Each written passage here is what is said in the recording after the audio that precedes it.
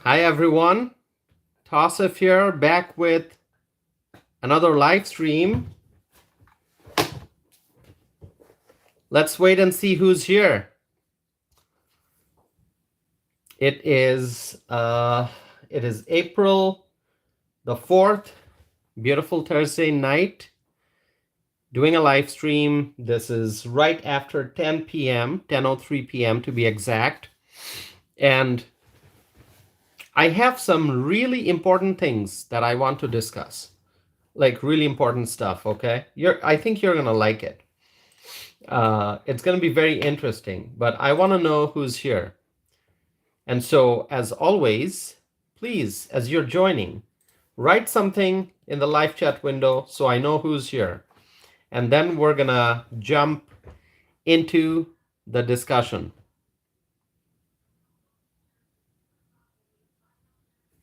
All right, let's wait and see who's here. We're past 1 minute. We're past 1 minute. That means I'm probably going to wait another minute or so before jumping into the discussion. All right.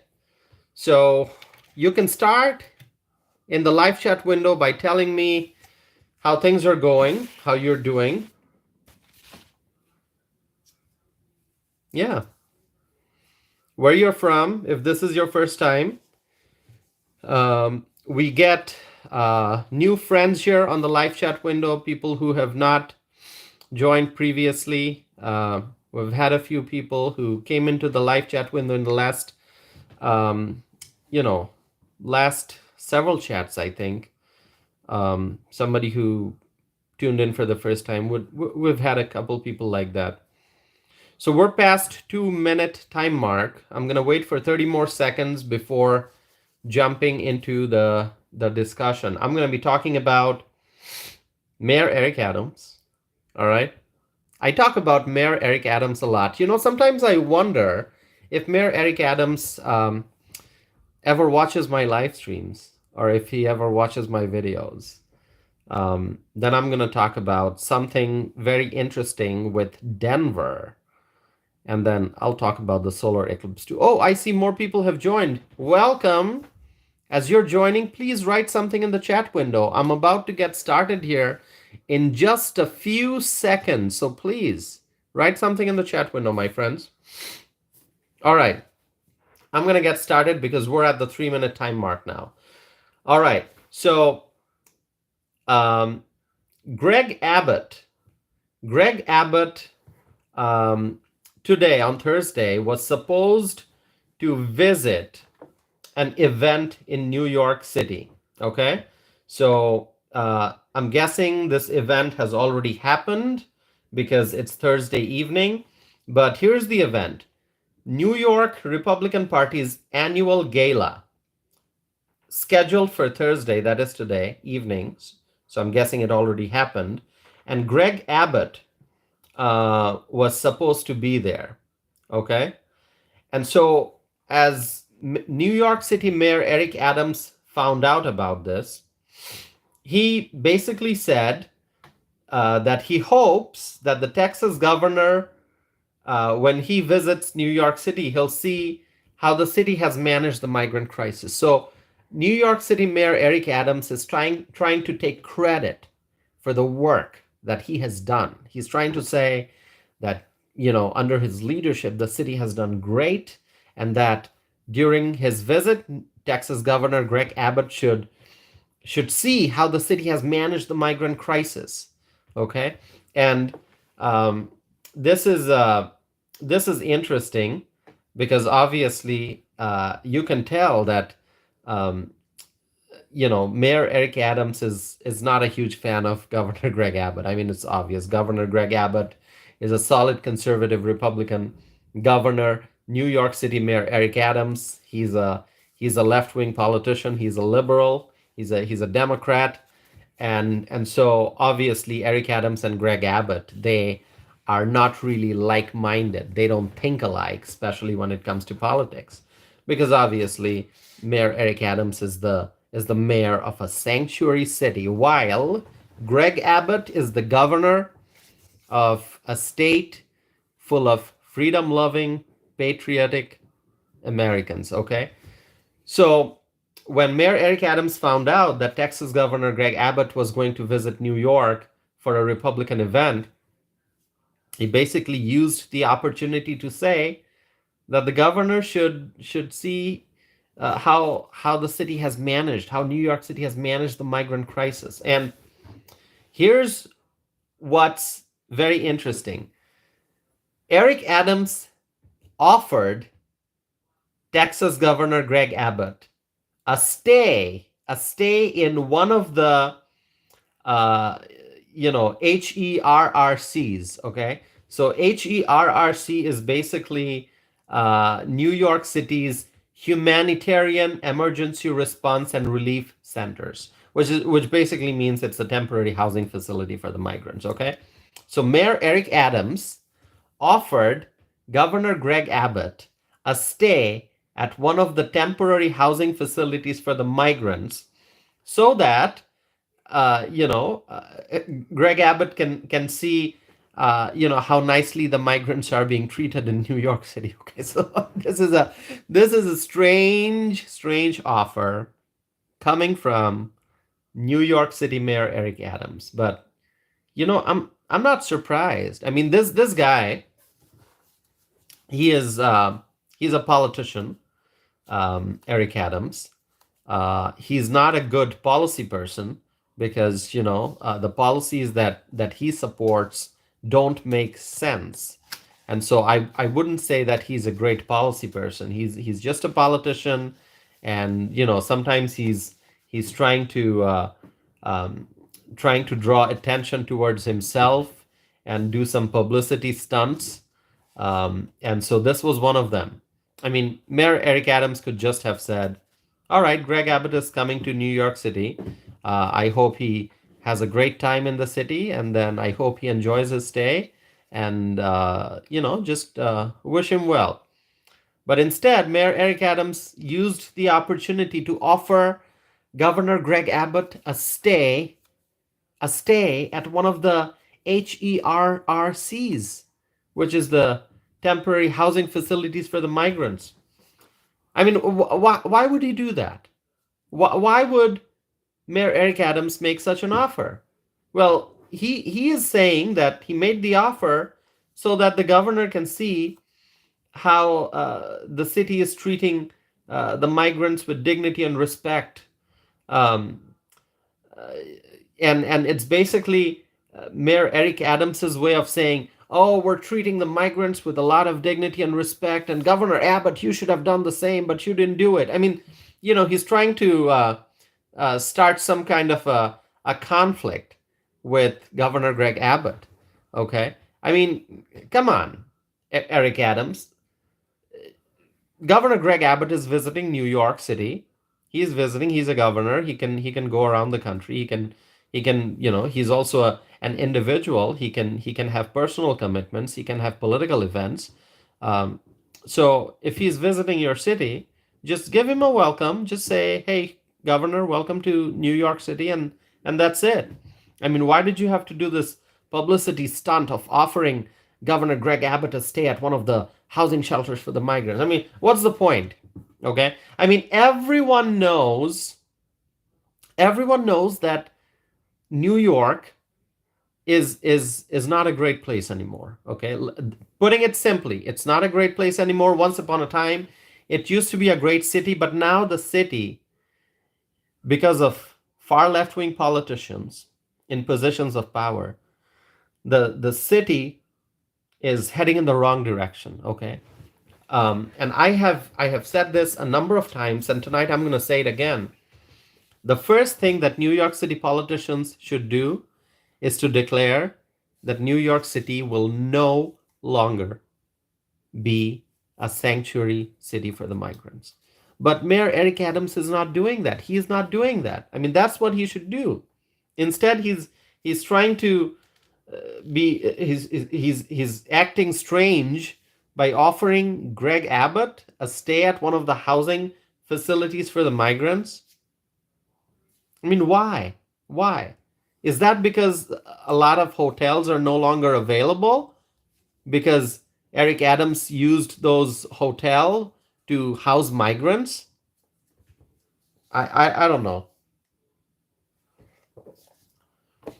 Um, so this is what Eric Adams said. He said, I'm not quite sure why he's here and what he's doing while here, but he's going to see how you can manage the crisis with the coordination of not one child of family sleeping on the streets of New York. Okay? This guy, Eric Adams, he's claiming, I mean, think about it. Eric Adams, mayor of New York, he's claiming that the city has managed the crisis. No, you've not managed the crisis. You've intensified the crisis. You've worsened the crisis. You've lowered the quality of life for the US citizens who live in New York City. You've made things worse.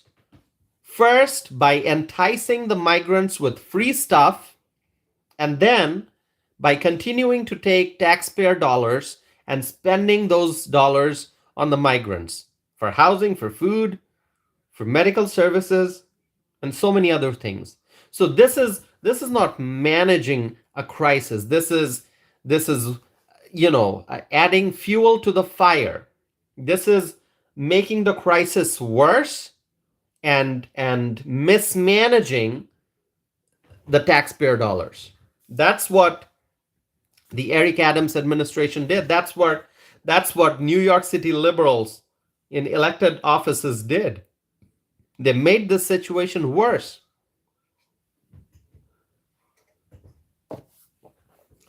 My friends, you can share with me your thoughts, what you think about Mayor Eric Adams and this new publicity stunt that he has. Okay? And I mean, the city began giving out prepaid cards to illegal immigrants. Okay? Prepaid cards to illegal immigrants. And so this is not managing a crisis. I mean, you're just making stuff free for the illegal immigrant, but somebody's paying for it. Who's paying for it? The American citizens, the American taxpayers are paying for it. This is not managing the crisis. I mean, he's claiming to have accomplished something that he did not accomplish. Eric Adams is claiming that he has managed the crisis. He has not. Anyway, my friends, this is pretty ridiculous. When you see what the left-wing politicians do. I mean, if Abbott's visiting New York, let him visit New York. Just you don't have to comment on it, Mayor Eric Adams. Ridiculous.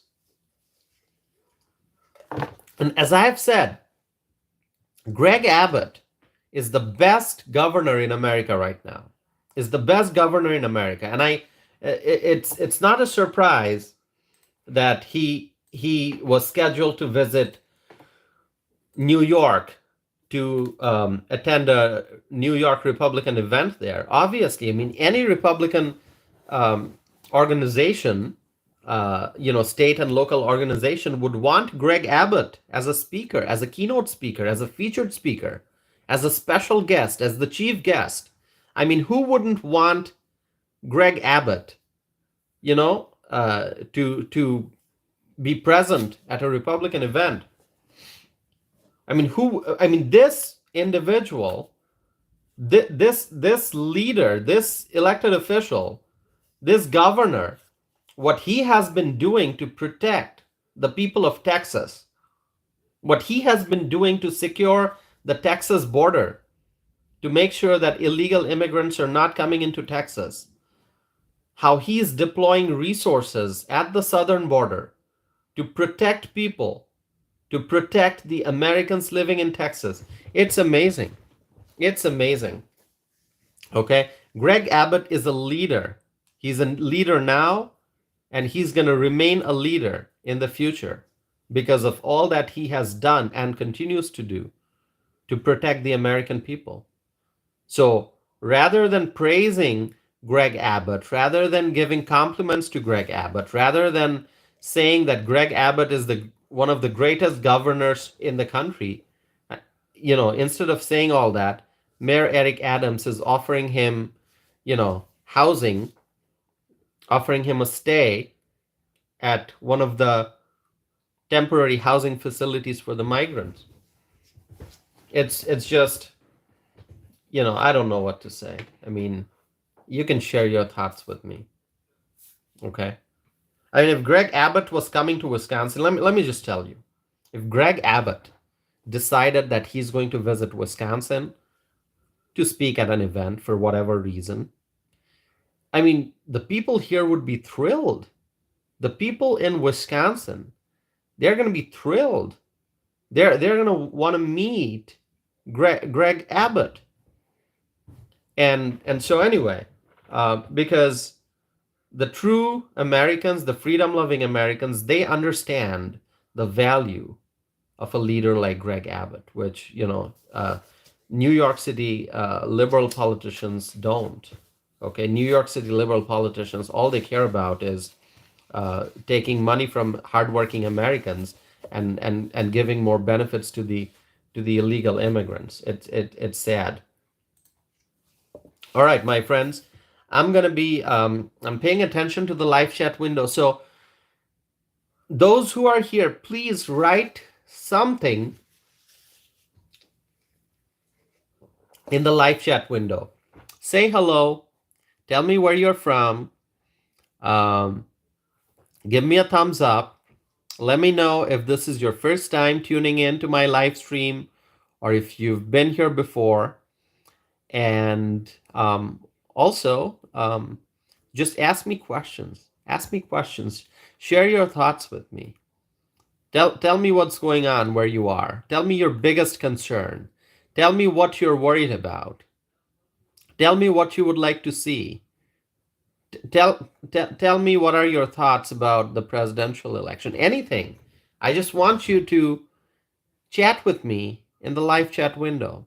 And when you write your comments, when you write your questions, you don't have to agree with me. You can disagree with me. That's perfectly fine. Ask me anything. Challenge my ideas. Or say that you agree. Whatever. Please participate in the live chat window because that's what makes the conversation more interesting. I mean, I can be here and I can speak, just share my thoughts as I do during the podcast episodes that I publish. In those podcast episodes, which are pre-recorded, there isn't an opportunity for live chat, right?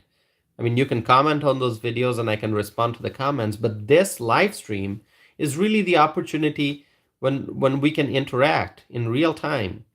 You can ask me questions and I'll acknowledge your questions and I'll try to respond.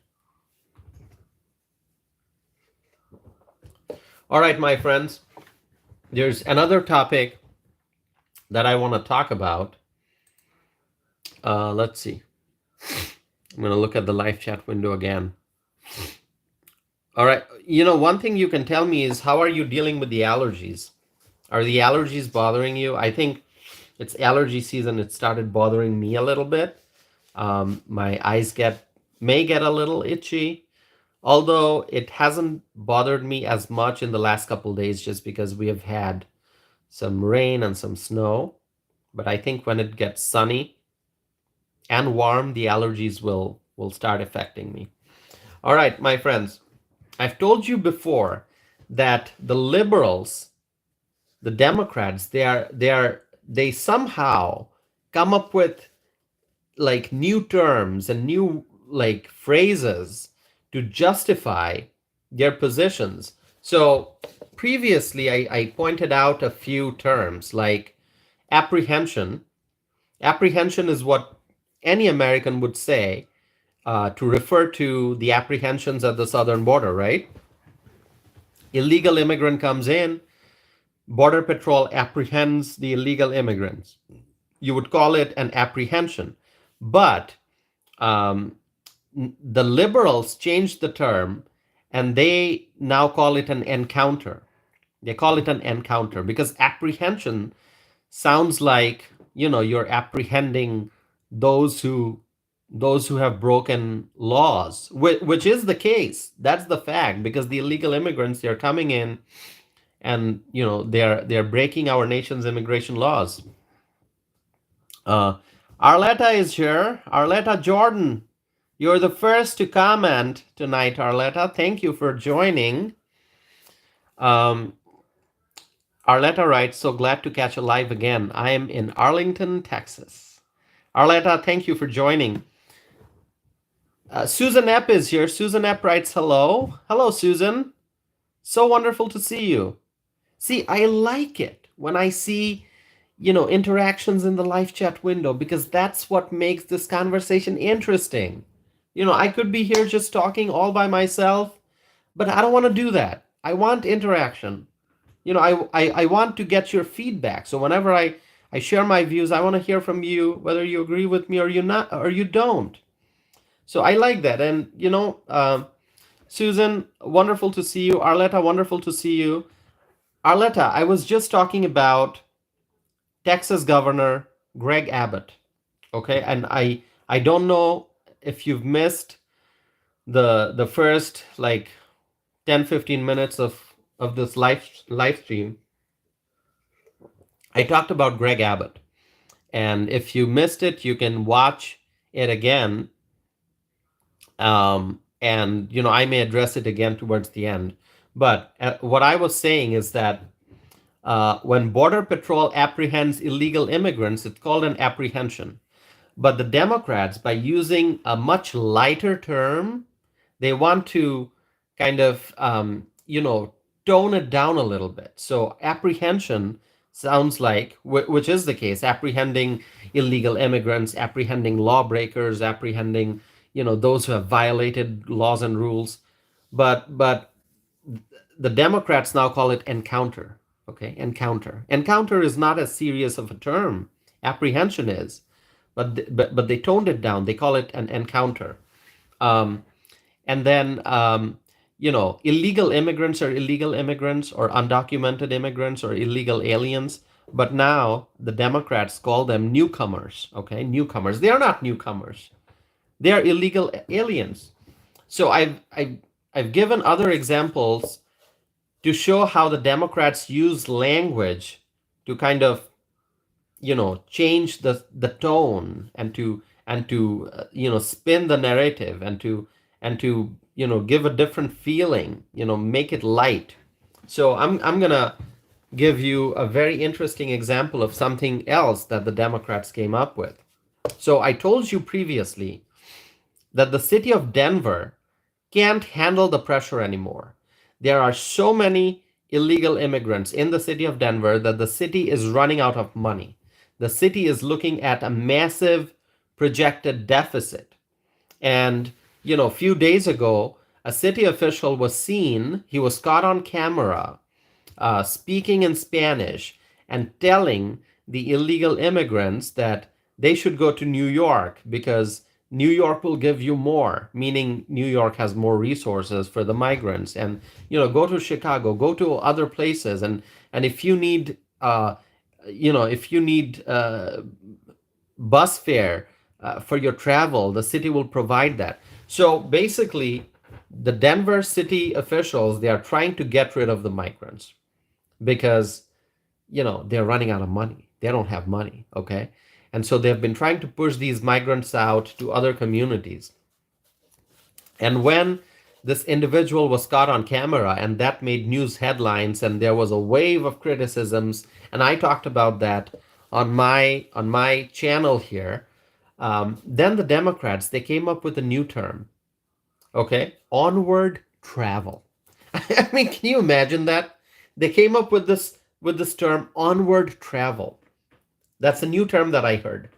And so rather than saying, hey, we cannot deal with this headache of illegal immigration, rather than saying, hey guys, money is running out, we can't house you, we can't feed you anymore, they're saying onward travel is a strategy. Onward travel. We want onward travel, meaning migrants, after you come to Denver and you've been here for a while, and you've received free housing, you've received free food and free medical services. Now it's time for your onward travel. Go someplace else. This is not your ultimate destination. Yeah, you've been to Denver, but now it's time for you.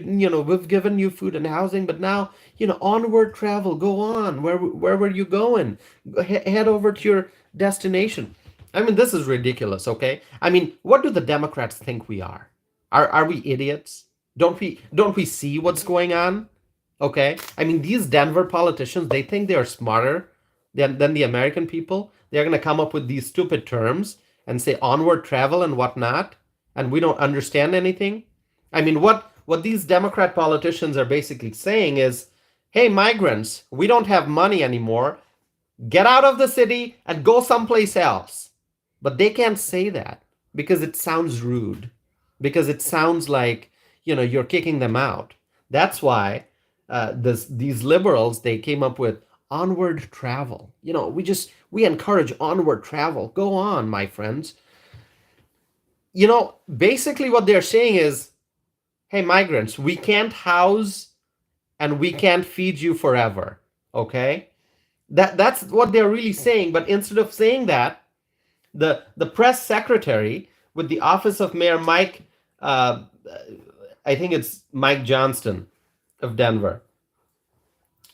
The press secretary published a statement saying, encouraging onward travel to destinations where newcomers, see, not illegal immigrants, they're saying newcomers, encouraging onward travel to destinations where newcomers may have support networks or better opportunities will continue to be a critical part of our long-term strategy to ensure the greatest opportunity for success for both newcomers and the city of Denver. I mean, how nice that sounds, right?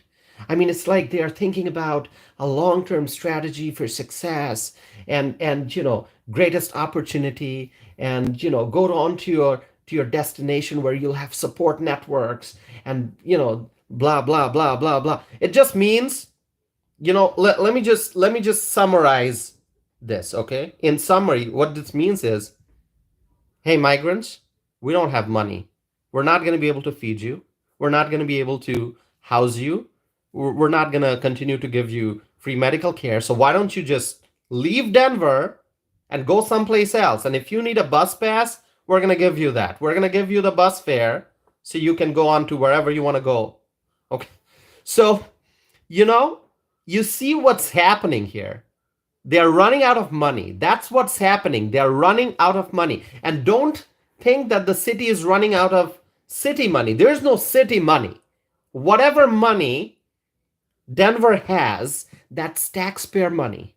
People like you and me, American taxpayers, we pay taxes, we pay fees. That's how the government gets revenue, whether it's local government, whether it's state government, whether it's federal government. They get money because we pay taxes and we pay fees.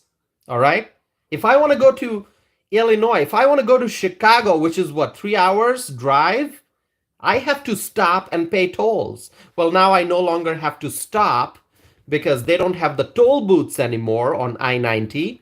They have electronic tolling. So as I keep driving, they have my credit card on file. They're going to charge me in the electronic system.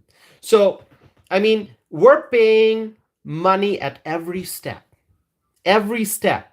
Okay, the government is getting revenue when you make purchases, when you buy a house, when you buy a car, when you renew your license plate, whatever you do, when you drive on a toll highway, a highway that has tolling, you're paying money to the government.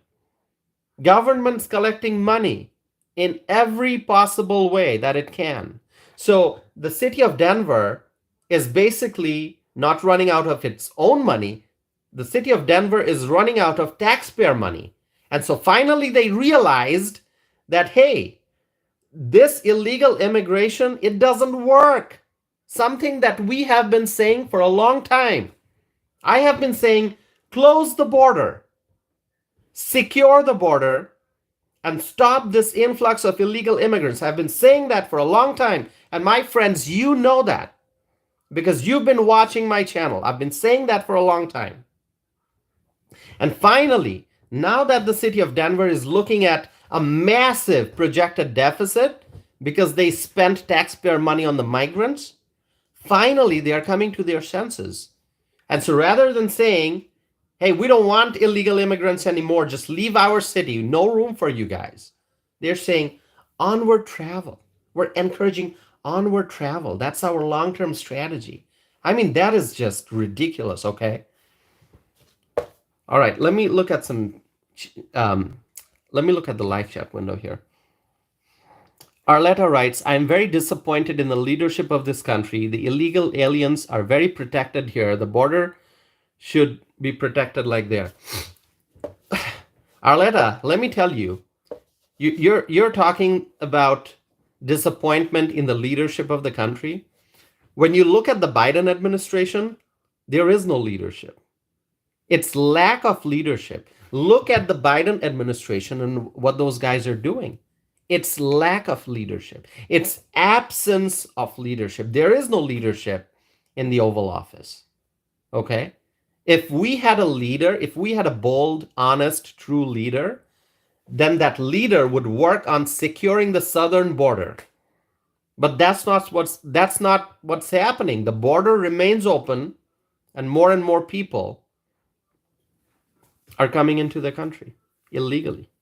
Cat007, it's wonderful to see you. I see you've got the thumbs up. Thank you so much. Cat007 writes, what do you think about the cicadas take over the... Is it cicadas? Or how is it pronounced? I know what you're talking about. I see that news all over. You know, there are supposed to be tons of those, I don't know, insects or, I don't know, living beings, non-human living beings.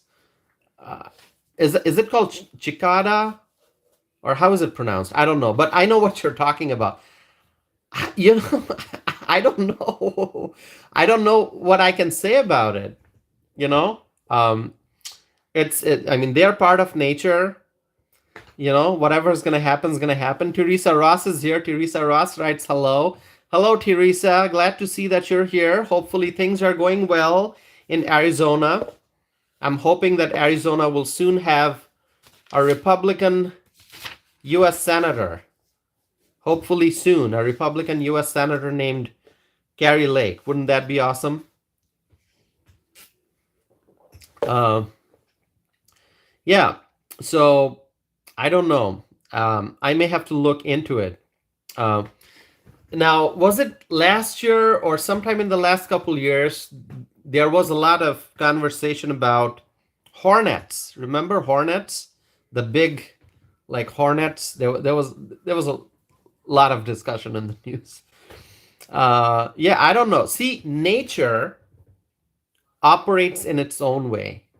All right, the animals and the plants and the pests and the insects, the birds, the kingdom of living beings underwater, living under the ocean. I mean, it's part of nature. So nature is going to do what nature is going to do. All right. Well, the Democrats think that you can control nature.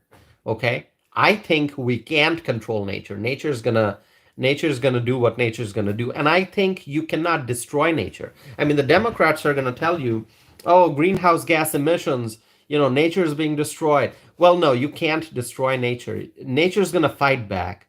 And if there's a loss of balance in nature, you know, nature is going to do things in its own way to bring that balance back. Okay.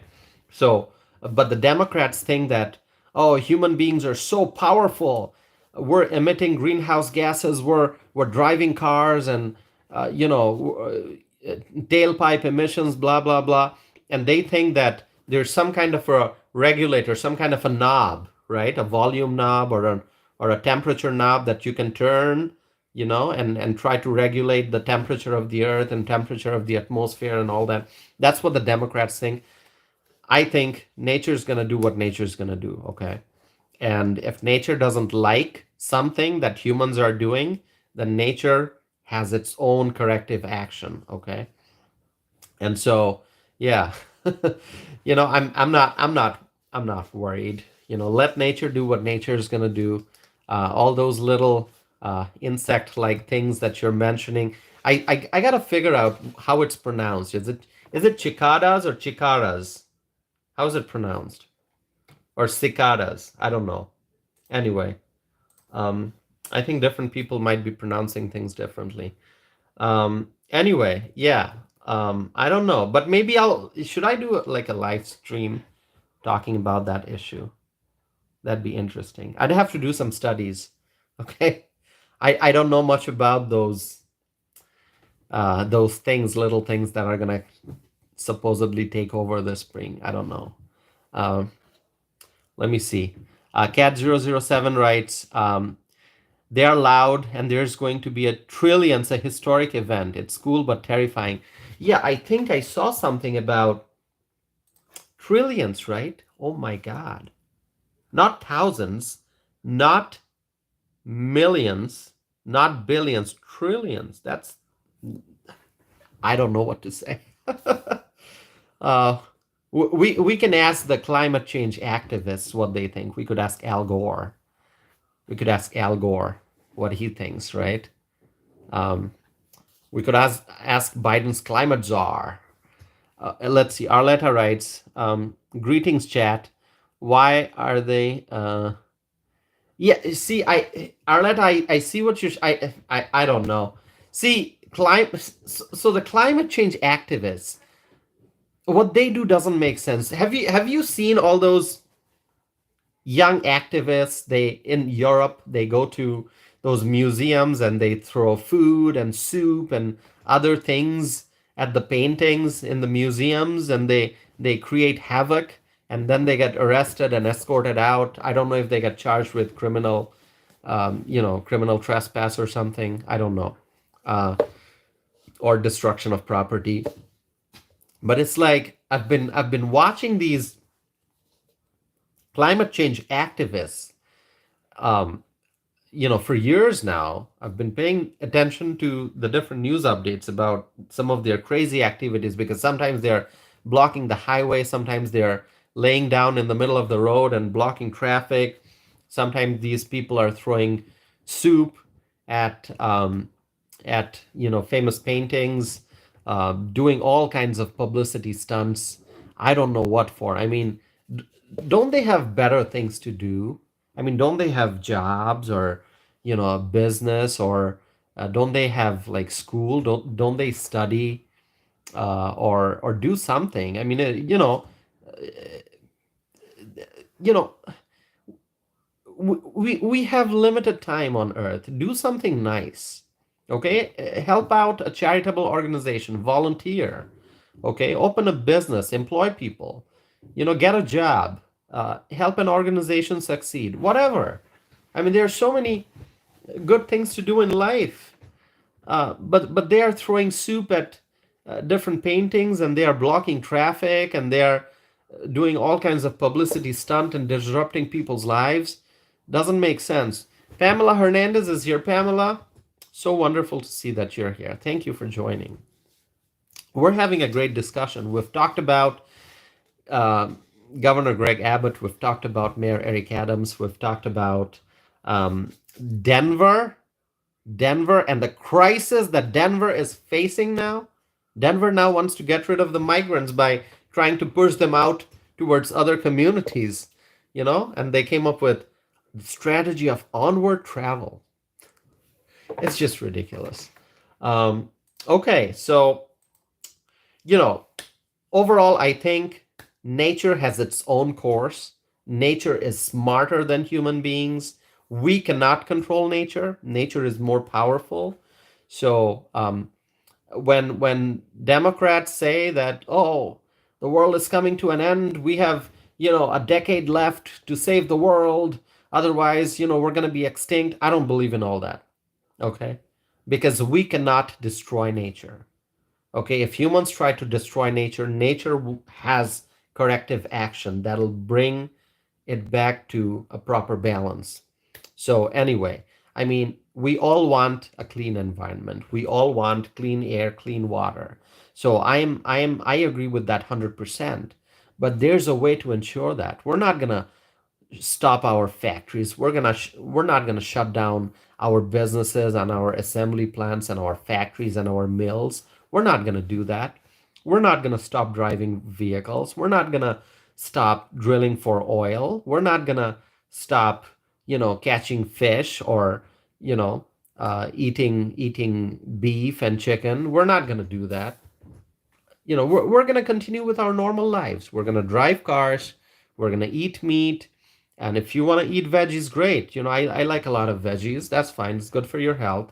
Um, we're going to use airplanes. We're going to use ships. We're going to use railways. We're going to mine for coal, oil, gas. We're going to do all of that, okay? And nature is not going to be destroyed. Nature is not so fragile. The Democrats like to say, they like to show that nature is fragile. No, nature is strong and powerful. Okay? We cannot disrupt nature. We just can't. It's not gonna nature won't allow that. So I'm not like all these climate change activists and the ridiculous things they do. It's just unbelievable. I just pray for them so that they can become intelligent individuals, because some of the stuff they do are just nonsensical. Uh, so Pamela writes, what is going on with Speaker Johnson, meaning Speaker Mike Johnson? Um, so, Pamela, I have seen the news updates, and I see that Marjorie Taylor Greene is not happy with Speaker Mike Johnson. And, we've got such a slim majority in the House. I mean, it is as slim as it can get. Okay. I mean, it's very risky. It's so slim, it's unbelievable. So here's what I think about the speakership in general. That's one of the most challenging jobs in government. Okay, one of the most challenging jobs, and in some cases, I think it's more difficult to be a speaker than to be, you know, um, than to be a vice president. I think a speaker's job is more difficult than the job of a vice president. I'm not going to compare it with the job of a president, because that's obviously the number one um, public public office in the country. But uh, you know, managing a body of like more than 400, you know, individuals, elected officials, it's unbelievably challenging. And so the thing with any speaker is that as soon as a congressman becomes a speaker, that person automatically um, becomes, you know, an object of criticism. Okay, so as soon as, no matter how well liked a member of Congress is, as soon as that person becomes a speaker, people just start criticizing that person, because it's the nature of the job. See, in that role, no matter what you do, there's always going to be a group that's going to be very unhappy. And what makes it more challenging is that happens within the party. So you can be a Republican speaker, and you're going to have divisions within your own party, because there will be members of your own party among who will criticize you, because you know when you're managing, when you're the leader of such a large body, and obviously you can be the speaker when your party is the majority, right, in the House. So um, all the different members of Congress from the Republican caucus, they have their different demands, right? Some Republicans will demand, place certain demands in front of the speaker. A different group of Republicans will present some different demands in front of the speaker, and sometimes those demands are just polar opposites. It's possible. And so no matter what course of action you take, um, a speaker is always criticized. And I've seen Paul Ryan go through that. Um, he had, I mean, he managed the body well, but he became, obviously, we know what happened. The president was not, Donald Trump at the time was not happy with Speaker Paul Ryan, and there were many Republicans who criticized Speaker Paul Ryan, even in his home state. But then there were a lot of people who supported Paul Ryan, and there are still many fans of Paul Ryan here in Wisconsin. And then, Kevin McCarthy, obviously, we saw what happened to him. In spite of having tremendous support from within his party, a small group of people managed to oust him from power. And then, we went without a speaker for days. I mean, for quite a while. And, at one point it seemed that, all right, is it going to be Jim Jordan, the next speaker? Is it going to be Steve Scalise? And it's going to be, and there were a few other names. And finally, Mike Johnson uh, became the speaker. And now Mike Johnson is kind of in the same situation, that a lot of his Republican colleagues like him, and some don't. So what's going to happen? It's like, it's such a difficult job. That's all I can say. It is a very difficult job. Um, yeah. Um, Arletta writes, I like Governor Abbott. Yeah, Governor Abbott is a great governor. So let me just go back to Pamela. Pamela, I don't know if I was able to answer your question or to address the point that you made. I'm not saying that whatever Speaker Mike Johnson is doing is 100% great. I'm not giving him like a grade. I'm not giving him a score like an A or a B or a B plus. I'm not doing that. All I'm saying is I understand the difficulty that he is in. He's got a very narrow majority. Okay, he's a Republican, and the Republicans have a very, very narrow majority in the House. So if the Republicans had, you know, 20, 25 more seats, uh, that would be pretty awesome, but that's not the case.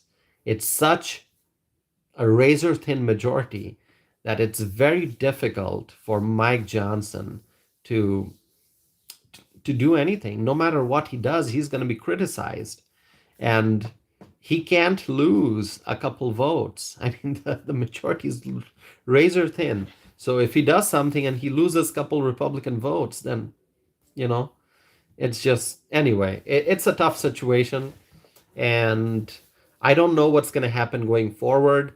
I know Marjorie Taylor Greene has been criticizing Speaker Johnson a lot. Yeah. Arletta writes, "Where is Terry?"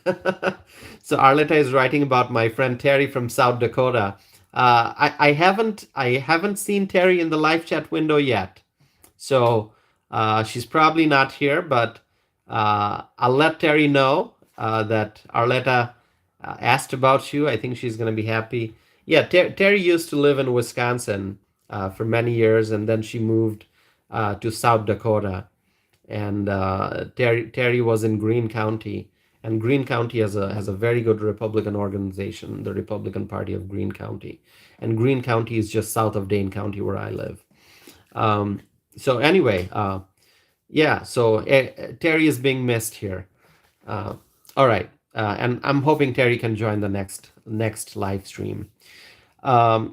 So Maya Sisters writes, "Hello everyone joining late." Hello, Maya Sisters from Middleton, neighboring city of Middleton.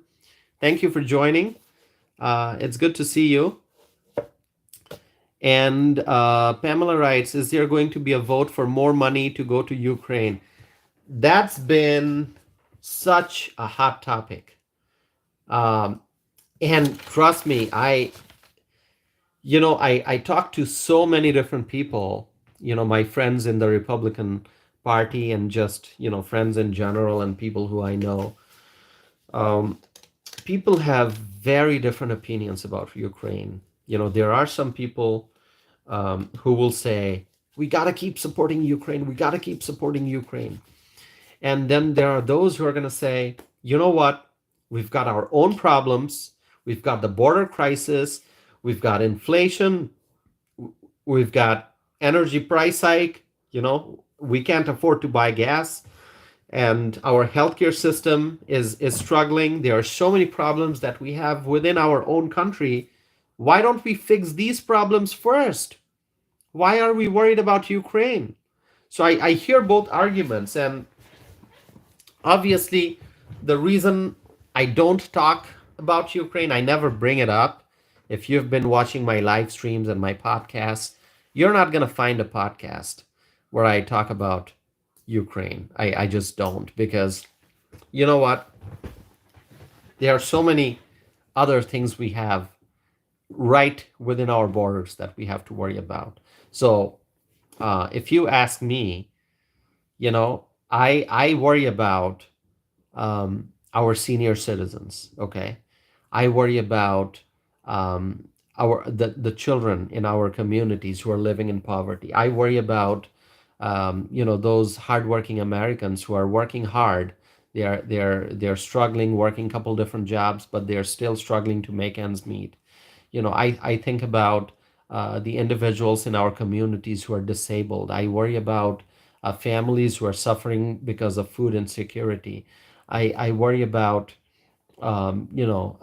just caregivers who are helping out senior citizens. I worry about the people who are living in our communities, and they have mental health problems, or physical ailments that they need medical treatment for, but they're not being able to access treatment. So I worry about my fellow Americans. Okay. And, if you ask me, as Trump says, America first, that's what I think. So that's why I do discuss some international issues. I don't discuss Ukraine. And also because I don't have expertise in matters of Ukraine. I have studied in school. I've studied um, international relations. I've studied political theory. I've studied comparative politics. I've studied Russian politics. I've studied, Latin American politics, African politics. I took many courses in political science.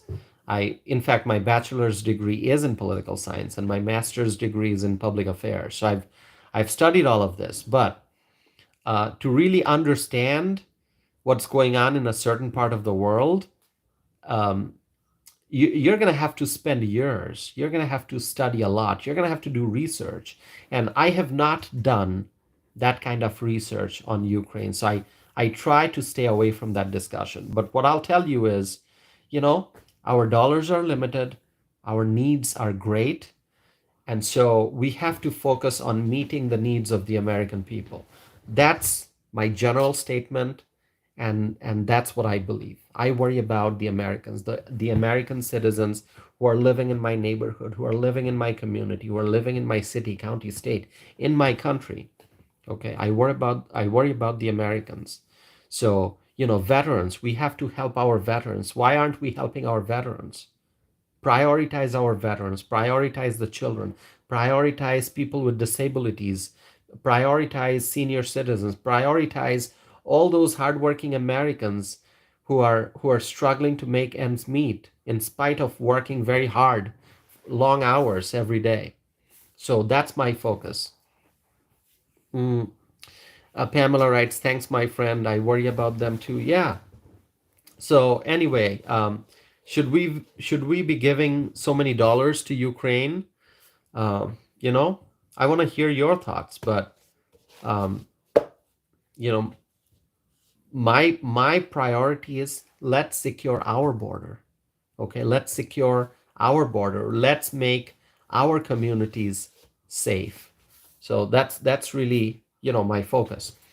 All right, my friends, there's one other thing I want to talk about. Very, very important, I think, because people have been talking about it a lot. The solar eclipse. I'm going to pause for a few seconds. I'm going to let you write your thoughts about the solar eclipse that's coming up. April 8th, we're going to have a solar eclipse, not just any solar eclipse. It's a total solar eclipse. So, do you have any thoughts on that? You can let me know. And I'm going to share some thoughts too. Solar eclipse. Okay, Arletta writes something. I find the things you're saying is a concern to me. I and most of my family are veterans. When I see what's going on, does make me sad. So you're a veteran, Arletta. Um, is that what you said? Your family and yourself? I and most of my family are veterans. Thank you for your service, Arletta. What branch of the military did you serve in? I'm just wondering. And you don't have to answer it if you don't want to, but if you want to share it. So I may ask a question, but it depends on your comfort level if you want to answer it. Um, yeah, I'd love to know what branch of military you served in. But thank you for your service, Arletta. Thank you so much. Obviously we value our veterans. We respect our veterans. We honor our veterans, and we have to take care of our veterans. Our veterans are important in our community. United States Army. Wonderful, Arletta. Thank you so much. Thank you once again for your service. Uh, so thank you. Yeah, we have to take care of our veterans, and when you see veterans in need of care, but they're not getting the help, when you see veterans at risk of homelessness, when you see veterans who are homeless, it's just heartbreaking. It is heartbreaking. Our veterans are facing a lot of challenges. Many veterans facing PTSD and other problems. They need help. They need help. And sadly, many veterans don't get the help that they need. It's just heartbreaking. So yeah, we must focus on our veterans. Pamela writes, "Oh yes, I am concerned." Yeah, we're all concerned about what's going on in the country. That's why I keep saying we need Donald Trump. We need Donald Trump as the president. So my friends, let's talk about the solar eclipse. Um, I see a lot of people are excited, and for some, this may be a not so welcome event. It all depends on people's beliefs. There are different cultural views um, about eclipse. Some people think it's fun. It's exciting to watch an eclipse, and there are other people who see this as um, not a welcome event. All right, you can't stop an eclipse, but people are not looking forward to it. Uh, and let's see. Pamela writes, the eclipse is going to happen no matter what. There's so much information and disinformation. Yeah, there's a lot of things floating on the internet. A lot of information about eclipse. Some are genuine information, some are not so genuine. So it's hard to figure out the differences. Maya Sisters writes, Arletta, I'm a Army veteran. Greetings. Maya Sisters, I didn't know that you're a veteran. Thank you for your service. Thank you for your service in the U.S. Army. Um, that's wonderful. See, the more I get to know you all, the better I feel. So now I know that, Maya Sisters is a veteran, and then Arletta Jordan is a veteran. So thank you. It's wonderful to have veterans involved in these conversations. So really, thank you so much. So the solar eclipse here in Madison, Madisonians will get a glimpse of the solar eclipse um, on Monday afternoon, based on the reports that I've read. Monday afternoon. So I'm here in Madison. This information applies to me. And Maya Sisters, I think this information applies to you too, because you're just right next door to Madison. You're in Middleton. So we're going to get a glimpse of the total solar eclipse Monday afternoon. And so the eclipse, I think, I'm looking at some reports. I think the eclipse will be visible in Madison at approximately 12:50 p.m. and then the maximum coverage will be at 12 not 12, 2:05. So 2:05 p.m. And that's according to a news report that I read. So I also saw that 99% of people in the US will be able to see the partial or the total eclipse from, wherever they are, which is very interesting. So Teresa Ross writes, thanks for serving. So Teresa is thanking our veterans for serving.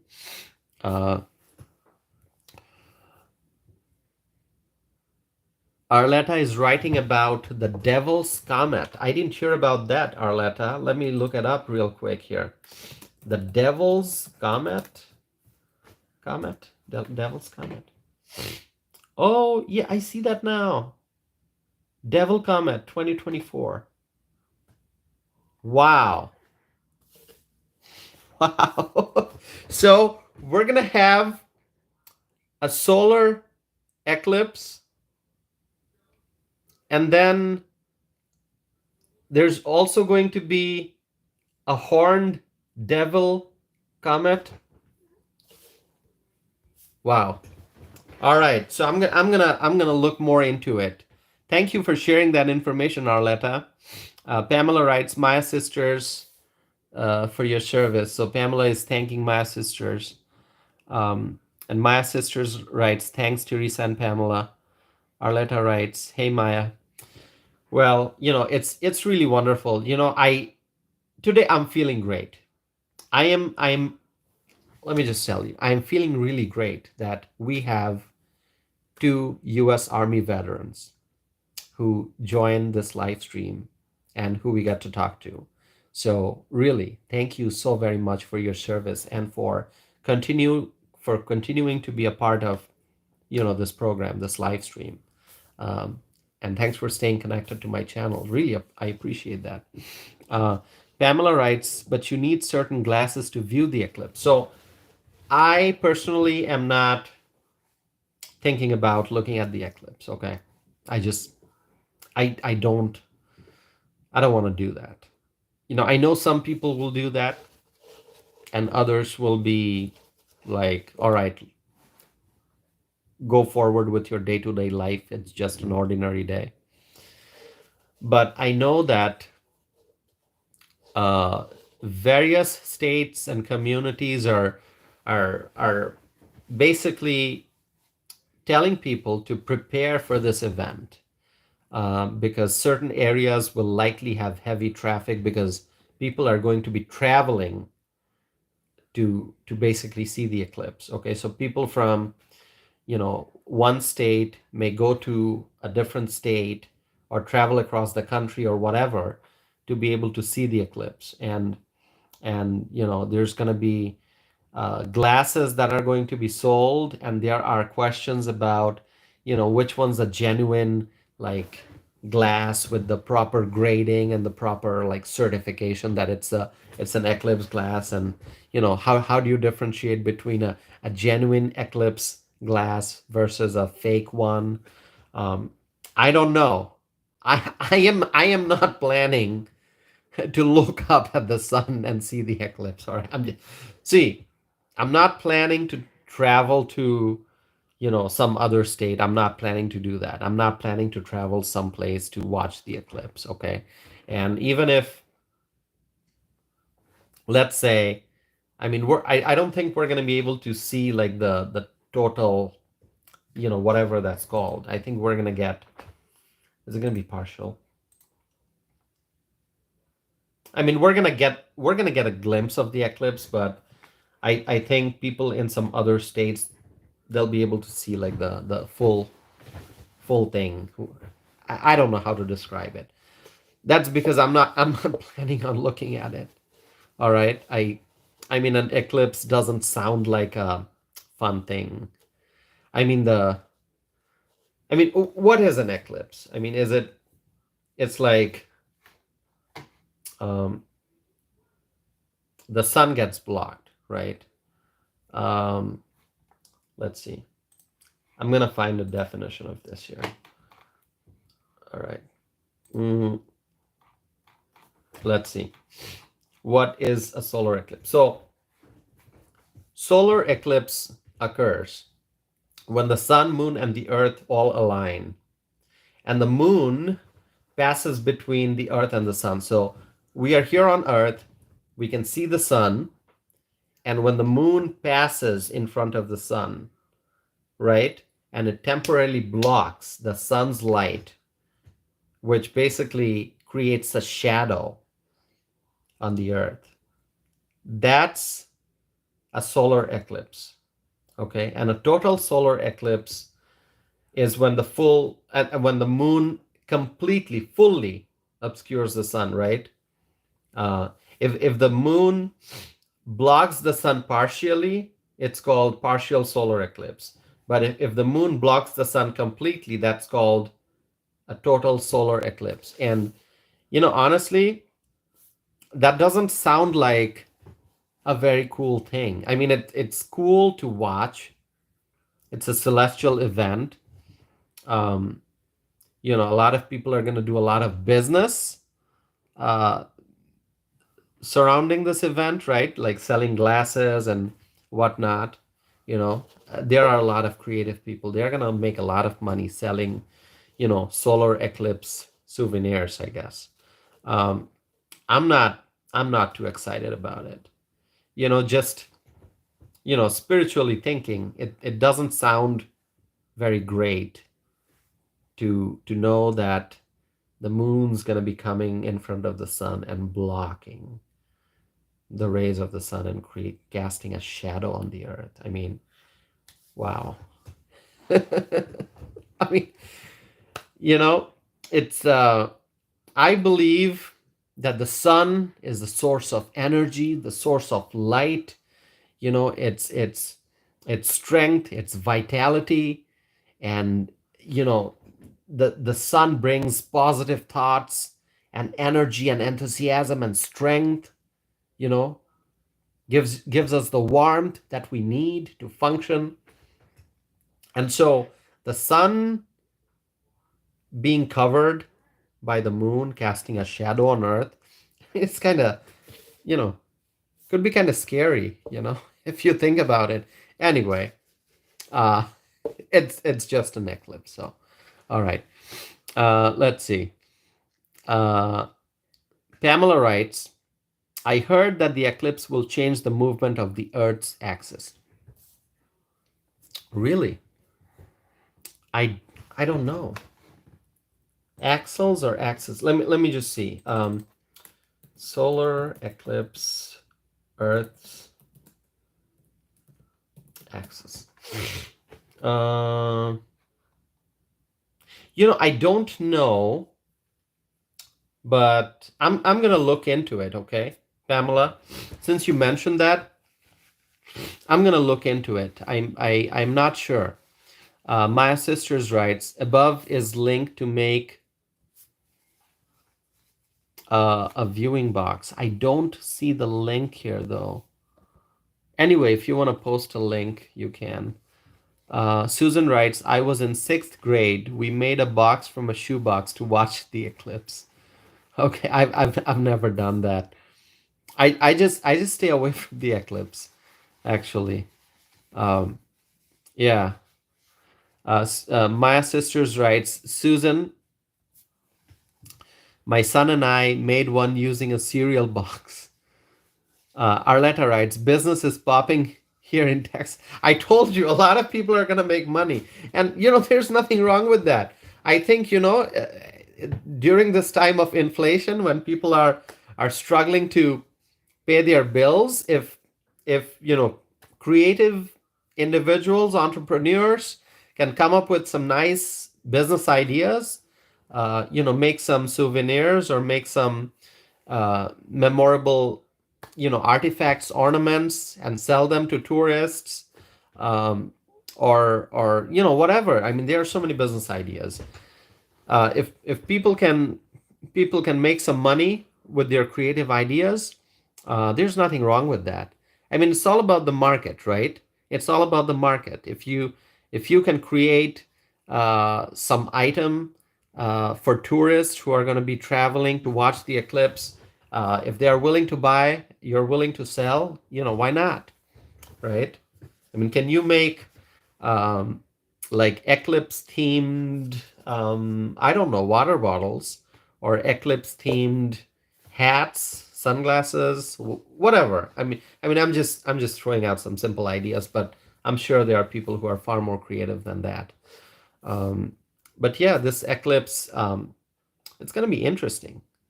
It's going to be very interesting, and it's coming up. Tomorrow is Friday, and then the weekend, and then on Monday it's the eclipse. Uh, Susan writes, the motels up in the Northeast are sold out. Yeah. So I feel bad for people who have to travel for reasons other than the eclipse, right? I mean, there are probably travelers, obviously, who are traveling. They are looking for hotels because they have a business meeting, or they have to meet a client, or they have some kind of a office conference or some seminar that they are attending, whatever. I mean, I feel bad for them that they'll have a hard time finding hotels and motels. And anyway, and then uh, I don't know what the roads will be like.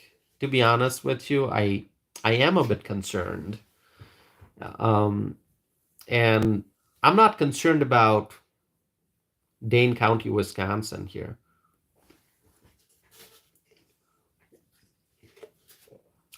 I'm concerned about um, people in the states where they'll be able to, like, the states where people are going to watch the eclipse. I'm just concerned about how congested the highways will be, what the city roads are gonna be like.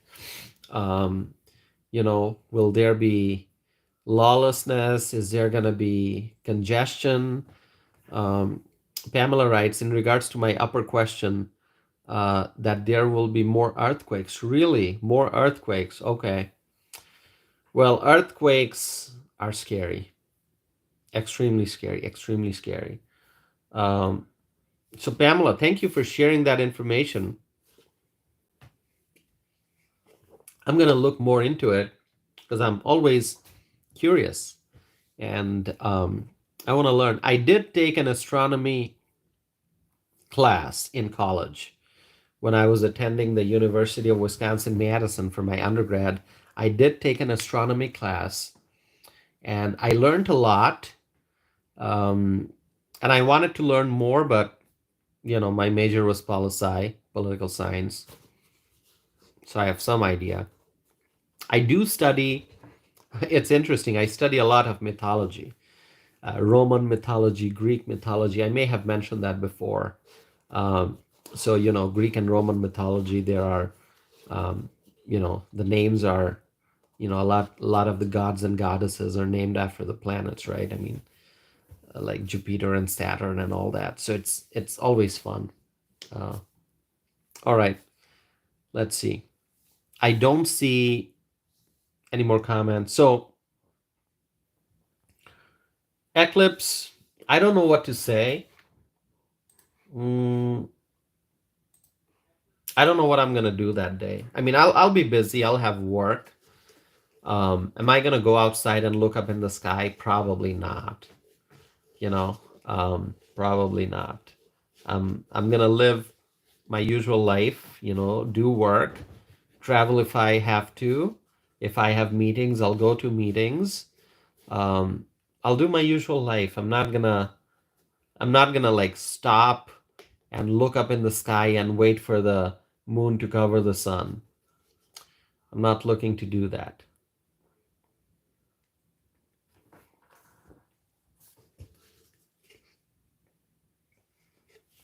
Also, I don't have eclipse glasses.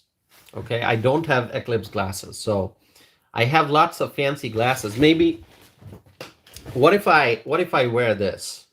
Is that gonna work? Is that gonna be a nice eclipse glass? I don't know. I could wear this. This is this is one of my sunglasses, by the way. It's not an eclipse glass, but I don't know. We'll have to wait and see what happens. But in the states where people are going to watch the eclipse, I am really worried about what kind of traffic, what kind of congestion, what problems they may see. I mean, will the gas stations be all lined up with cars waiting to get gas? Will the grocery stores be um, full of people? Will the restaurants be full of people? If there's going to be significant movement of tourists, what's going to happen? Uh,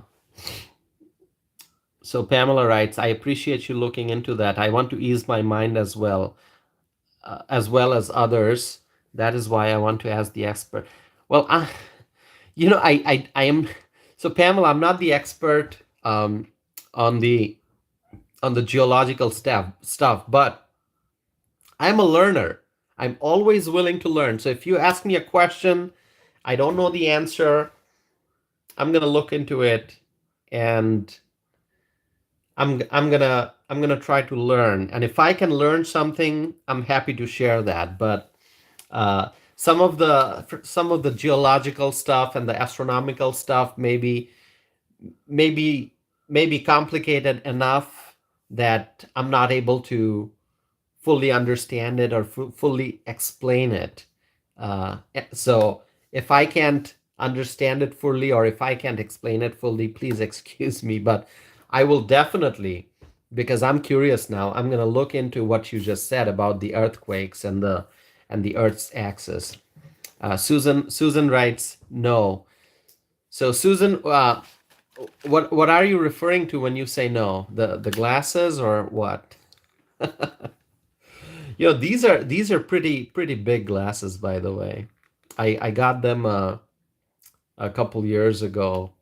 Um, Actually ordered it on the phone. It wasn't an online purchase. I actually called the store where they had these glasses, and I placed an order, and they sent it to me. Um, Actually, this came from, believe it or not, I got it from California. So it was a store in California where I ordered this. Is it? Or was it the online purchase? No, this was a California order, I think, if I remember correctly. This was at least 2 years ago, I think. Arletta writes, I also study astronomy at Northwestern University. I usually go to sleep when I will open my blinds. I will usually go to sleep when. Oh, so Arletta, are you saying that you're gonna go to sleep when the eclipse takes place, or what are you writing? I want to understand it. Um, so Arletta, you're saying you study at Northwestern University? Is that where you studied, or you still study? No, Northwestern is in Evanston, Illinois, right? No, Arletta, are you in Illinois? Okay, I'll wait for you to explain that, respond to my questions. All right, let's see. Pamela writes, you are awesome chef. I saw what you cooking meal. Oh yeah, well, thank you. Thank you. I explained it before. I actually learned cooking from my mother. So my mother taught me how to cook, and she taught me many dishes, and she still teaches me new dishes. I'm learning from her, and then I have a passion for cooking, so I enjoy doing it. I like it, and so yeah, a lot of my dishes are South Asian, Bangladeshi dishes. Let's see. And so, Pamela, thank you for your words of appreciation. Yeah, and please, if you like those YouTube Shorts videos, do hit like. All right, please.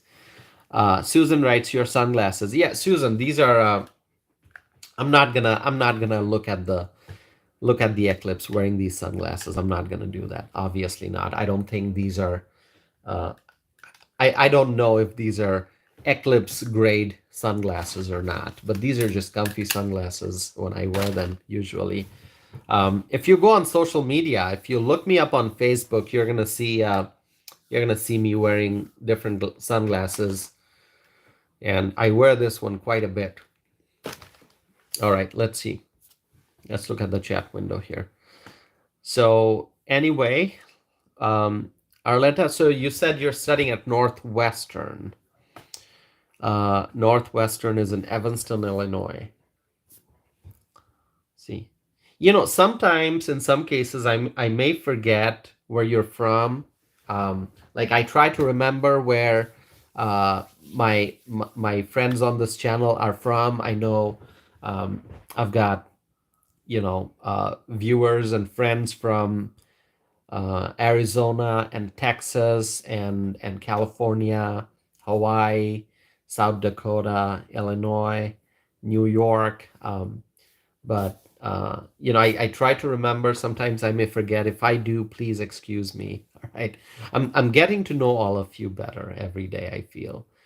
And you're getting to know me also, obviously, because you hear me, talk about so many different things. All right, my friends, I don't. Okay, I see the comment here. Oh, Arletta writes, I'm in Texas, Arlington. Your mother is beautiful. I grew up in Chicago.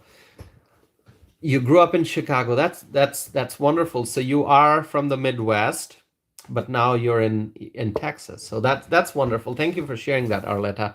And Arletta writes, your mother is beautiful. Thank you so much, Arletta. I'll let my mother know. I'll convey your compliment to my mother. Thank you so much. Thank you. She's going to be very happy when I tell her that. So I'll definitely convey that to her right after this live stream. I'll let her know. My friends, that's pretty much all I have for tonight. And if you have something you want to add, please do so. Otherwise, we can wrap up this live stream. Do you have anything you want to ask? Anything you want to add? I mean, I'm here. I'm probably gonna be up. See, I do my live streams and I drink tea or coffee, so I'm usually up. Even like an hour after I end my live stream, I'll probably still be up. Maybe I'll be reading a book or watching more news.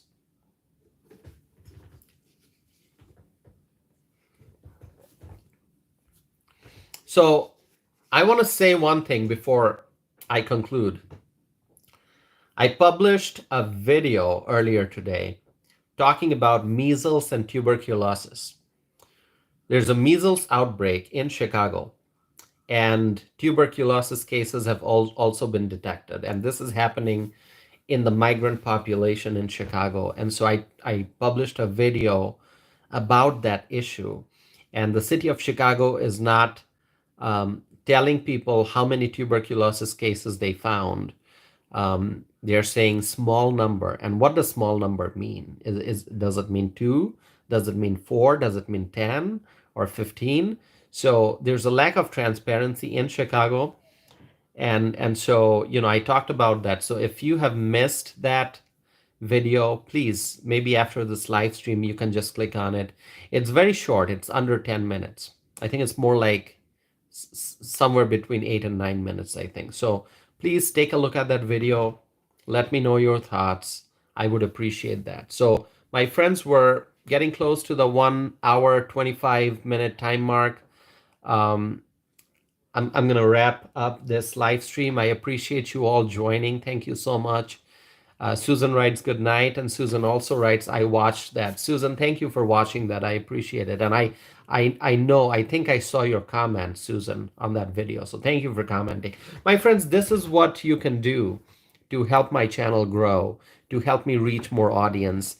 When you watch my videos, just give me a thumbs up, hit like, write a comment, and help me spread my word. Help me reach more people. I would appreciate that. Okay.